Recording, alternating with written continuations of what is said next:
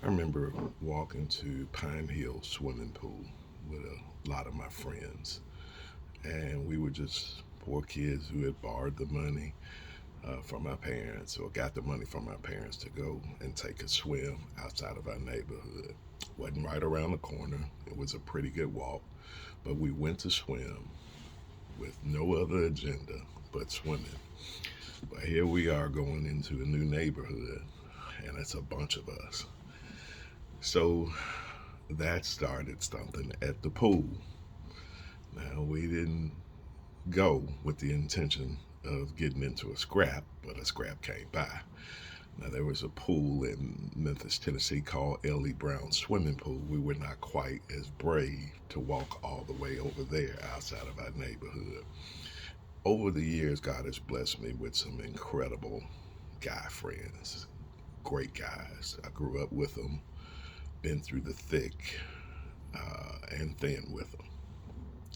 Now that I'm older, I roll directly with a much smaller crowd.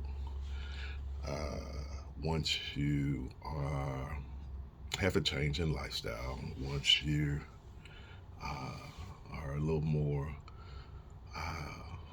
family oriented, you don't have as much time to hang on the club parking lot after closing time. I remember I'd be the last one on the parking lot to pull off. And it's just amazing traveling with guys or a guy crowd. You get all that testosterone all in one place. It's just amazing the things that'll start. And I'm not telling you not to go out, not to have fun, not to do it, but it's just amazing in our particular lane how a crowd of guys will attract the attention of another crowd of guys, and the result won't be quite that great.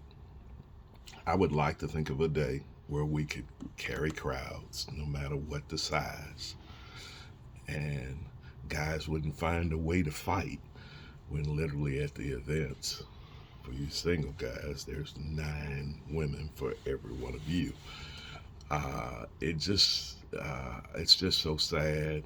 And in my day, as a 56, soon to be 57-year-old man, we had fights that ended, started, blows were thrown, but eventually it ended. Both persons left to go home alive. Now, when that thing starts, people go instantly to their trunk, off their hip, or wherever they may pull their weapon from, and somebody has a great opportunity of traveling on to the funeral home. So, uh, rolling with a smaller crew might not be as safe, but it might not attract as much trouble. Thankful to God for all the great guys that God has blessed me to align with over the years. But you can't constantly roll with an incredibly large set of guys and not expect it to attract the wrong kind of attention from another set of guys. That's the unfortunate day in which we live in. Maybe it's the male lion thing.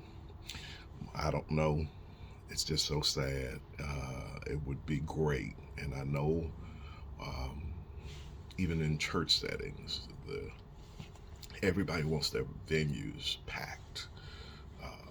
They're paying these artists, even for church events, paying gospel artists, so they got an honorarium to pay, and uh, you want it as crowded as possible when you got to pay this artist X amount of dollars. But over the years, you'll find out that there's just incredibly crazy things that come with a crowd. I remember one distinct time I was on Overton Square, maybe 30 plus years back. That's where they used to bring in the new year at Overton Square instead of on Beale Street. And we were locked body to body. You could barely move. Everybody's within inches of each other.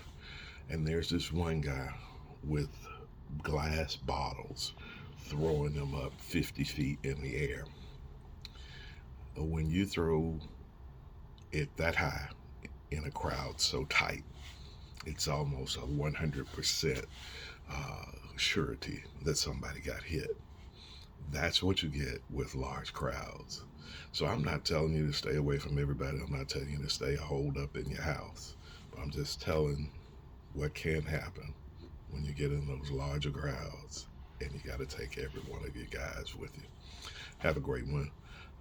I would like to think that a bunch of brothers can find a way to chill without taking arms up with each other, without saying you stepped on my shoe, you looked at me, you winked at my girl.